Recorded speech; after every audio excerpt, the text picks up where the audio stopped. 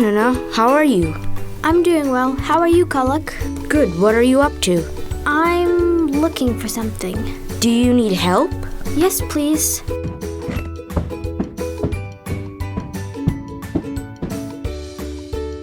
Not this.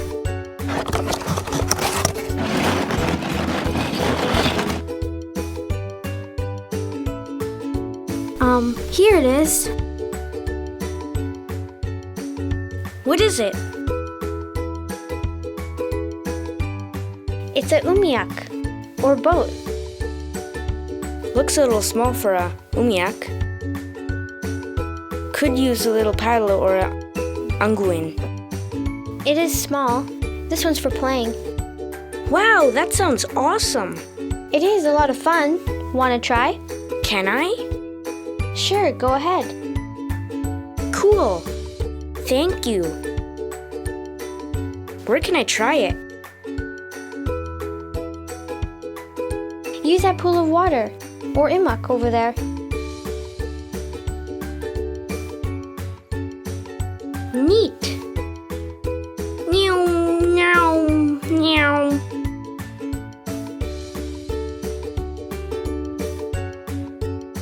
What have you got there? It's a package I'm sending over to IGLAQ. It's pretty big. How are you going to get it there? I'm going to send it on a barge. One of those really big boats? Yes, one of those. How do they work? They're just so big. Why don't they sink? You see, a barge is mostly just a big floating floor. There's a smaller boat called a tugboat that pushes it around. Why do we need big floating floors to move stuff around? Some things, like my package here, are just too big to fit in a normal boat, or in the sled of your snowmobile. So that's how my dad moves his truck around the communities in the summer. Probably, barges take cars, snowmobiles, and groceries all over the delta and to the coast. Wow, that sounds cool. Do you need help getting your package to the barge? Yes, please. It's awful heavy.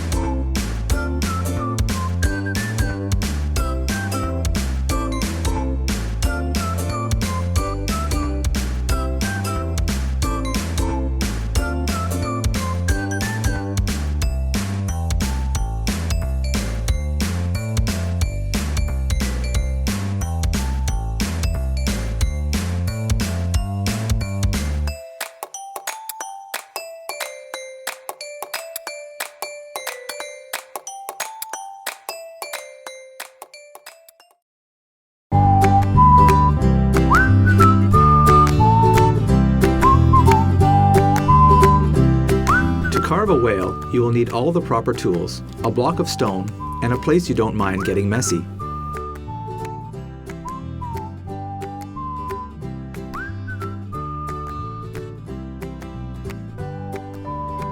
To start the carving, you'd want to carve out a rough shape of the things you want to make.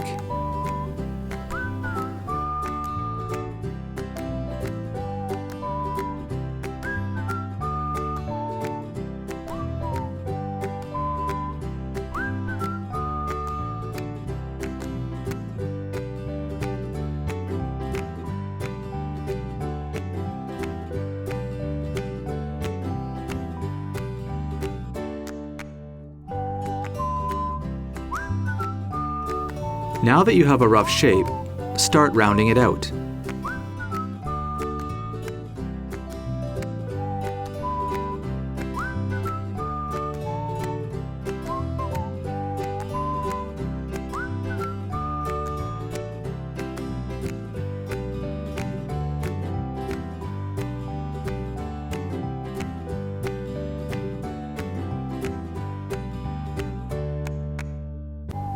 The fins are really important for swimming. Without them, whales wouldn't be able to turn.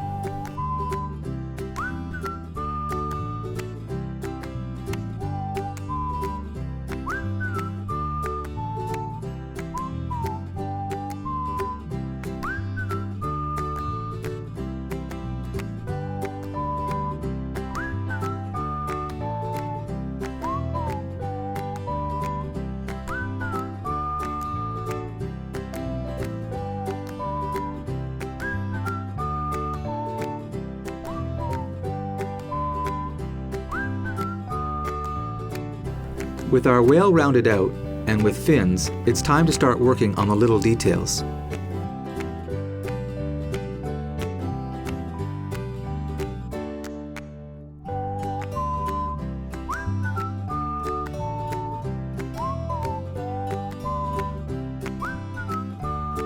One of the important details is making sure your whale has a mouth.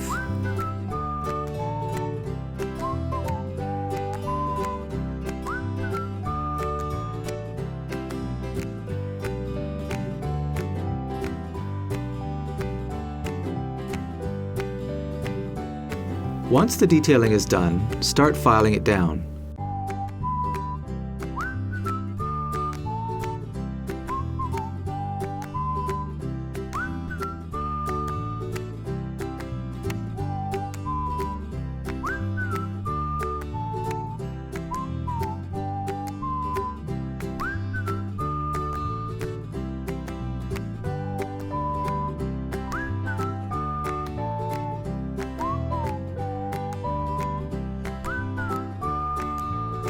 Now bump free, the whale needs to be washed to get all of the dust off.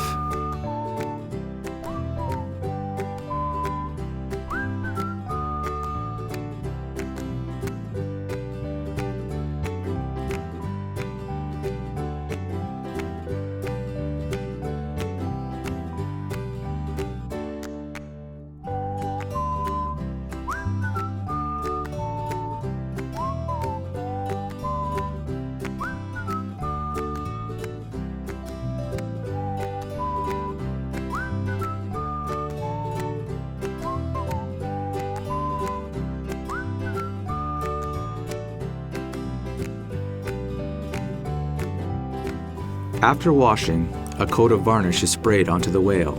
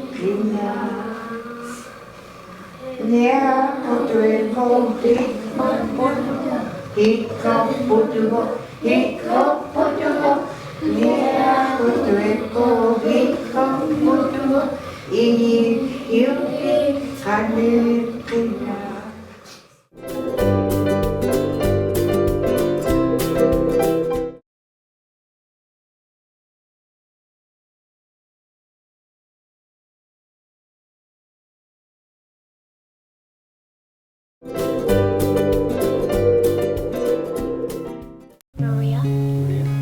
Paige. You know. You want to hear a story about hunting beluga whales? Yeah. Huh? I found beluga whales when I was a kid, but I never used a kayak. The kayak was one of the times when the kayak came in. It was a long, long time ago. I don't know if you ever heard of IGLAQ. Isn't IGLAQ your grandfather or your great-great-grandfather, you guys? Maybe? His name was Bob Cockney. Huh? And IGLAQ wrote a book. It's called IGLAQ. And he's the grandfather of my wife. Her name is Rosa. And IGLAQ talked about hunting the beluga whales with a kayak at Kittygaslick, at the mouth of the river down there. He said when they went hunting the belugas with the kayaks like that, he said those hunters went out from Kitty. You know where Kitty is? At the mouth of the river towards Tuck. Huh? Yeah, Kitty. And he said when they went hunting like that, the first kayaks went out of sight. The last of the kayak hunters were still going out. And what they do is they go around the belugas like this can't hear? Beluga, they go around them like that. And they make a little noise in their kayaks. And that pushes the belugas right into the shallow water. And that's how they're able to hunt the beluga whale. I used to hunt belugas when I was a kid, and later on in life I started operating the boat, and my son and my grandchildren and my father and my brother, and they hunted belugas. Now I just help them out in operating the boat and so on. But I think it would have been really neat to be able to hunt a beluga with a kayak, because they never had outboard motors then. Nowadays we travel in the car, truck, the airplane. But in them days they used to hunt with, this is all they had. They had a kayak and they went and they hunted the beluga whale. Pretty neat how they did that. And that was all about survival. And that fella's name was Bob Cockney. They call him IGLAQ. If you ever get an opportunity sometime, you could read his book. It's a great book. It tells all kinds of stories about the Western Arctic, and it tells a lot of history on our people living in the Western Arctic back. I think it was more like at the end of the 1800s, going into the 1900s. That was nuligak. Kayak in our language is that little boat, right? And we hunt them. And how many beluga whales would we get in one season for our families? 2, Right? 1. One, yeah. Sometimes one will do. Depends on how large the family is. Sometimes when you have a larger family, you might want to get 2 of them. Yeah, but we leave them, and we have that way we get enough muktak. We can have muktak all winter. I like to eat beluga whale. I like to eat beluga muktak raw. Some people like to have it cooked.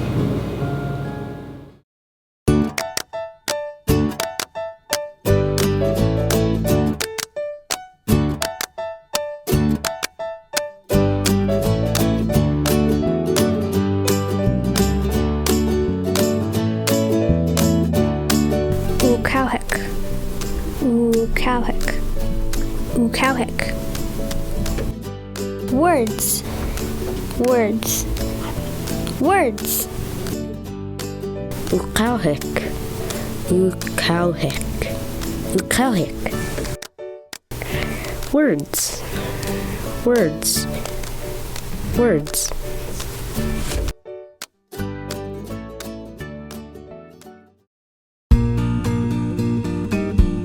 Umiak. Umiak.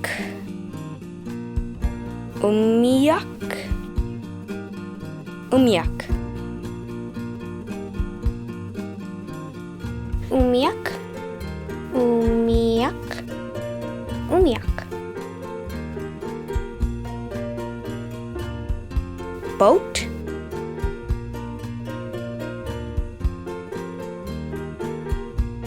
Imak. Imak. Imak. Imak.